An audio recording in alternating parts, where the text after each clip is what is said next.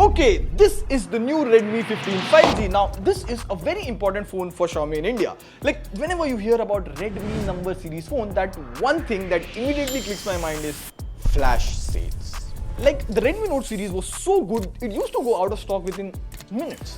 The Redmi Note series charm was different, but now there are a lot of players in the market competing with the Redmi Note series and the market is now different. So this base Redmi series has turned out to be another hero for Redmi. So for 2025, this is the latest Redmi 15 5G. Now Xiaomi is majorly focusing on bringing back the buzz around in that budget 15,000 range. And around at that price, you're getting a 7000 mAh battery, up to 144Hz refresh rate display, 50 megapixel main camera. But we have seen just putting a bigger 7000 mAh battery doesn't get you better battery life. So we drained it and compared it against other 7000 mAh phones, and the answer is very interesting. So the main question is, how good is this phone? Is Xiaomi finally back in India, or is there still a catch? Well, we'll tell you all of that. So TechWiser, let's effing go. Now, of course, you get this box, and I'm not gonna tell you that you get a case, 33-watt charger inside the box. Like, I expect every brand to give all of this in the budget range, so it's here. That's a big plus. Now, before we talk about things that could have been better, let's talk about the things that I liked. And the first thing that we liked is the design. Like, the moment you hold the phone, it feels big, like really big.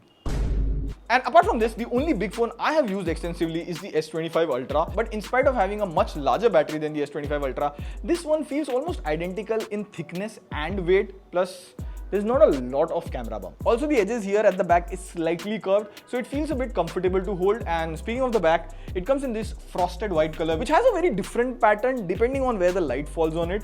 The back here is made up of polycarbonate, but it has a matte finish. So it feels really good in the hands. Rest, the whole phone is IP64 rated, so it can survive those accidental drop into the sink because you just watch something on Reels which is jaw-dropping. You also get this IR blaster on the top, which you can use to control your appliances like TV, AC, etc.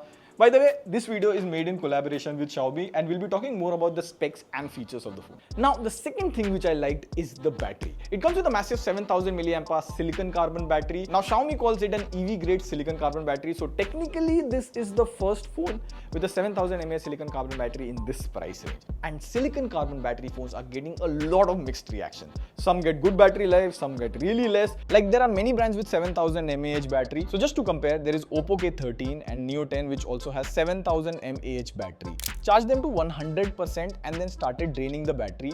First, we ran Antutu on all the phones for around an hour, and after 1 hour, the Redmi 15 was at 96%.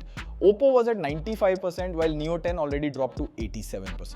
After that, we started recording at 1080p on all the phones, and after 2 hours, the Redmi was at 86%, Oppo was at 85%, while Neo 10 was at 74%. So clearly, optimization matters. So we daily drove this phone, and this is the screen on time we got, and this was entire time on 5G. So it's safe to say that you will get around 8 to 9 hours of screen on time. So here's the thing, silicon carbon is a new battery tech.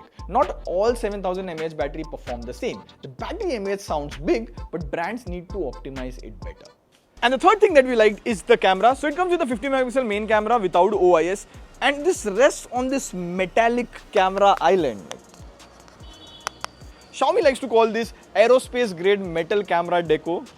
Names. And in good lighting condition, it takes good photos with good colors. Also, overall the picture is closer to natural, and this is how you see it in real life. Now, the portrait photos also come out good. The background blur and everything is good for the price. Now, it only supports portrait at 1x. You cannot crop it to 2x. So you'll have to go physically closer to the person to take close-up portraits. However, do note that it lacks OIS. So even a slight shake in low light condition result in blurry images. It also has an 8 megapixel front selfie camera, and again, it takes decent photos, as you can see. Now, those were the good things. Let's talk about something that I think could have been better. And first is the display. It comes with a 6.9-inch Full HD Plus IPS LCD display. It supports up to 144Hz refresh rate. Now, the 144Hz refresh rate is limited to just few apps. And speaking of the display quality, it's quite good for an LCD. Like, I was watching this movie called Lucky Bhaskar, and the overall video quality is good. Now, obviously, this isn't an AMOLED, so the black hairs look slightly grayish, but again, for an IPS LCD screen, I'm not really complaining. Apart from that, it has a peak brightness of around 850 nits, which is decent for outdoor usage. Now, one problem I have with that is it cannot record or run 4K videos, which is due to the processor. Which brings me to the performance. It comes with Snapdragon 6s Gen 3 processor. It comes with 6 or 8 GB of LPDDR4X RAM with 128 or 256 GB of UFS 2.2 storage. Now on Antutu, it scores 4.6 lakh. We also ran CPU throttling test and the graph here is all green. So if you see the benchmark numbers, it's kind of average for the price. Normal stuff like scrolling through reels and reading articles, it can handle all of that light task with ease. Also in terms of gaming, in BGMI, it supports only 40 FPS. So for 40 FPS, the gameplay is really smooth. Now I usually play with sensitivity on all the time, but for some strange reason it doesn't support that feature, and initially I thought that it's a bug or something, but then I checked in the sensor test app, there's no gyroscope. So the processor is good for decent tasks, your day-to-day usage or casual BGMI. That's about it. Now before moving to the conclusion, let's quickly talk about the software. It runs on HyperOS 2 with Android 15 out of the box. It will receive 2 years of OS update with 4 years of security updates. Now speaking of the software itself, the experience here is decent. You get some AI features in the gallery like AI erase, AI bokeh, which lets you add background blur in any photo. You can also choose between multiple effects. You can also adjust the blur. Now, this one's my favorite. There's even a sky mode which lets you change the sky of any picture. And if you see, it blends really well. It changes the lighting. Looks good. Apart from that, you get Gemini and even Circle to search. However, there are some things that you need to know. First of all, there is no app opening and closing animation. And you also get some pre-installed apps which you can do this, and uninstall.